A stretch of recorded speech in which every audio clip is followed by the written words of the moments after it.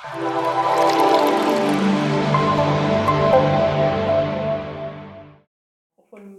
ઘણી વાર મન થાય છે કે ઓલી સ્વીટ કોર્ન જે બહાર ઠેલા ઉપર મળે છે ને, આપણે એ ખાવા જઈએ.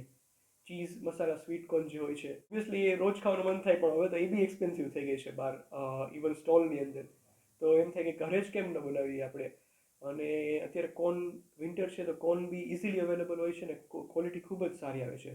તો ચલો આજે આ ક્વિક રેસીપી જોઈએ. અમે 2 સ્વીટ કોર્ન લીધેલી છે. આઈડિયલી તમે જોજો કે થોડી વ્યવસ્થિત હોય, દાણા મોટા હોય અને દાણા થોડા પીળા કલરના હોય ને તો એ થોડી વધુ મીઠી હશે તમારી.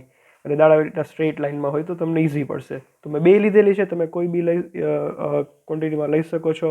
આપણે કુકરમાં કરશું ને કોઈ ઝંઝટ વગર કરશું, બધું ઇઝી જ છે આ, પણ ટેસ્ટ ખરેખર તમને બહાર જેવો જ આવશે. તો ચલો હવે પ્રોસેસ કરીએ. તો સૌથી પહેલાં આપણે આ જે ઉપરના છાલ છે બધી એ કાઢી લઈશું. સો ફ્રેન્ડ્સ, મકાઈ આપણી બધી મેં પીલ કરી લીધેલી છે અને આવી રીતના 1/2 કરી, કુકરમાં ના આવે એટલા માટે. અને હવે પાણી રાખ્યું અને મીઠું એડ કરું છું. મીઠું એડ કરજો, એ જરૂરી છે. તો તમારે અત્યારે જ કોર્નની અંદરના જે દાણા હોય એમાં થોડી મીઠાશ આવી જશે. અને એકચ્યુઅલી હું 4 દાણા શુગરના બી નાખું છું કે નેચરલી મીઠાશ થોડી બહાર આવે. તો ફ્રેન્ડ્સ, આ થોડી મેં ખાંડ એડ કરેલી છે. ઓપ્શનલ છે, જરૂરી નથી, પણ નાખશો તો એ સારું રહેશે. અને હું ચપટી હળદર બી એડ કરું છું, થોડો એક્સ્ટ્રા યલો કલર માટે. આ 2 વસ્તુ ઓપ્શનલ છે. ટેસ્ટમાં હળદરથી કંઈ ફેર નથી પડવાનો, પણ એક કલર એનો થોડો ગોલ્ડન એક થોડો આવશે. બહુ ઓવર ના નાખશો, થોડી હળદર.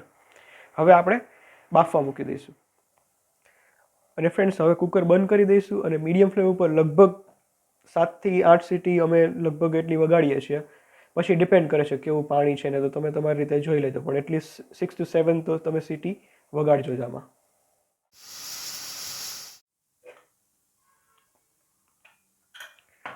સો ફ્રેન્ડ્સ, આપણી મકાઈ હવે બફાઈ ગઈ છે.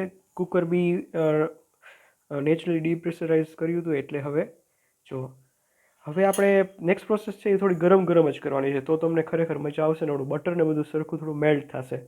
તો તમારે જેટલું તમારાથી થોડું હેન્ડલ થાય એટલું ગરમ હોય ત્યાં સુધી તમે જે આપણે કર્નલ્સ છે, બધા કોર્નના કર્નલ્સ, એ આપણે કાઢી લેવાના છે. તમે નાઇફથી કરી શકો છો અથવા જે ઓલું મશીન આવે છે એનાથી કરી શકો છો. ફ્રેન્ડ્સ, આવી રીતના તમે જોઈ શકો છો, મેં બધા જે કોર્નના કર્નલ્સ હોય બધા દાણા એ છૂટા પાડી લીધેલા છે અને એક મિક્સિંગ બોલમાં આવી રીતના એડ કર્યા છે. હવે આની અંદર તમે આ એકલા એમ જ મસ્ત લાગે છે. ઓબ્વિયસલી આપણી મસાલા કોર્ન છે, તો આપણે અંદર મસાલો એડ કરીશું, લીંબુ, ચીઝ, એવી રીતના એમાં બધું એડ કરીશું. તો સૌથી પહેલાં હું જે સંચળ એડ કરું છું આમાં. આપણે રિમેમ્બર કે આપણે ઓલરેડી પહેલાં થોડું મીઠું નાખેલું હતું, તો એવી રીતે તમે જોઈને આમાં એડ કરજો. તો થોડું સંચળ છે, થોડું રેગ્યુલર સોલ્ટ,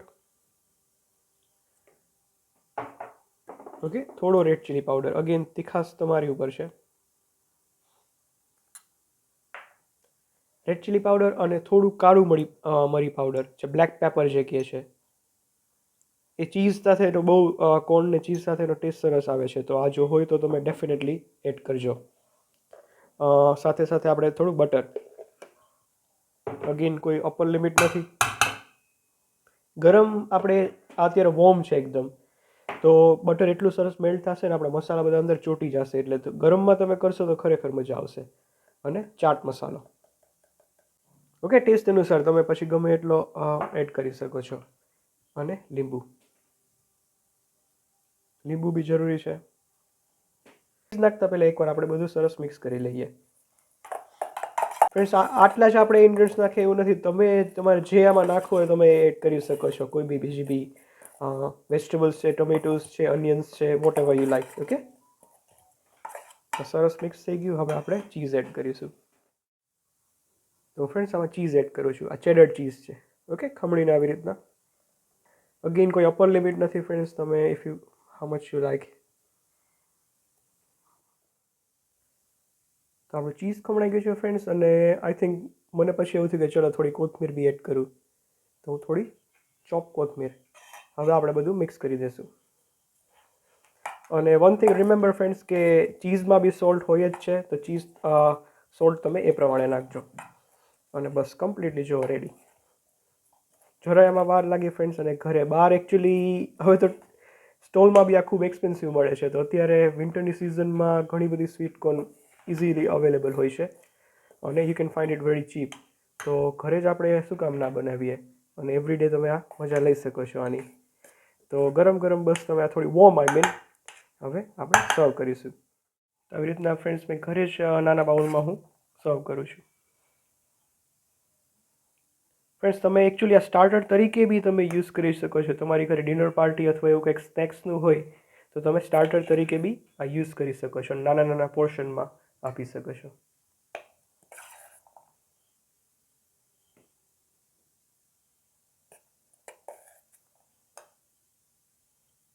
તો ખૂબ જ ટેમ્પટિંગ લાગે છે જો ફ્રેન્ડ્સ.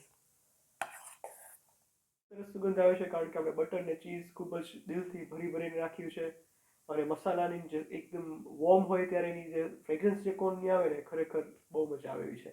તો તમે બી આ ઘરે બનાવો ફ્રેન્ડ્સ અને સ્પેશિયલી બાળકોને તો આ ખૂબ જ ભાવશે અને હેલ્ધી છે. આમાં બીજું કંઈ નથી. ઓબ્વિયસલી જૈન ફ્રેન્ડલી છે કારણ કે કોઈ બી એવા મસાલા આમાં નથી.